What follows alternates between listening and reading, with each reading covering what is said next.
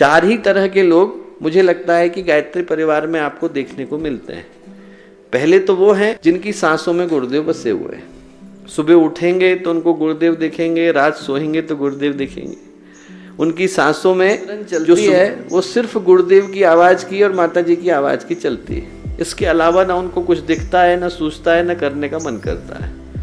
दूसरे वो हैं जो कार्यक्रम के समय में गतिशील हो जाते हैं पर बाकी के समय में सो जाते हैं। उनको आगे की पंक्ति में लाने की आवश्यकता है। उनको ये याद दिलाने की आवश्यकता है कि गुरुदेव ने कहा था कि हर क्षण ही कार्यक्रम है।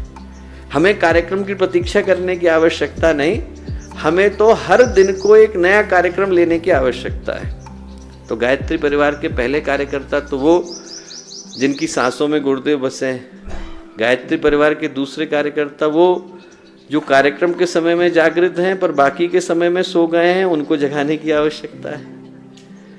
गायत्री परिवार के तीसरे वो जो कभी बहुत जागृत हुआ करते थे पर अभी विभिन्न कारणों से उतने गतिशील नहीं, उनको खींच करके लाने की आवश्यकता है। छोटी छोटी बातें हैं, किसी के मन में रह गई होंगी, पर गुरुदेव तो एक ही है, उद्देश्य तो एक ही है।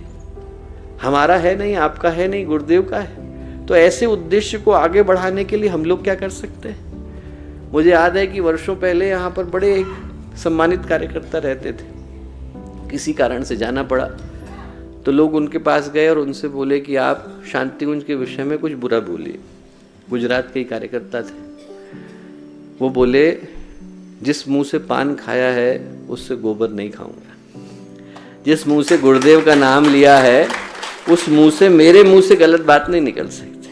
आप सोच के देखिए, ये जो भावना है व्यक्ति के अंदर कहीं गहरे बसी है कि हो सकता है कि हमारी इस केंद्र के साथ न बनती हो सकता है कि हमारी और इनकी आपस में भावना न बनती हो, पर गुरुदेव के प्रति सबकी भावना एक है। तो उनको कहने की आवश्यकता है कि आप केंद्र मत सोचो, व्यक्ति मत सोचो, आप गुरुदेव सोच करके आगे काम करो। तीसरे वो है जिनको इस दृष्टि से आगे लाने की आवश्यकता है।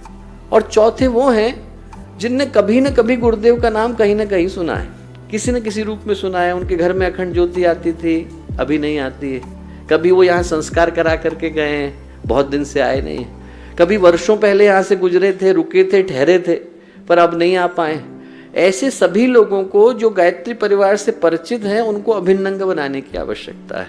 इन 4 पर ही हम लोग मेहनत करें दोस्तों, तो न जाने ऐसे कितने घर हैं जिनके पास हम लोग सहजता से पहुंच सकते हैं।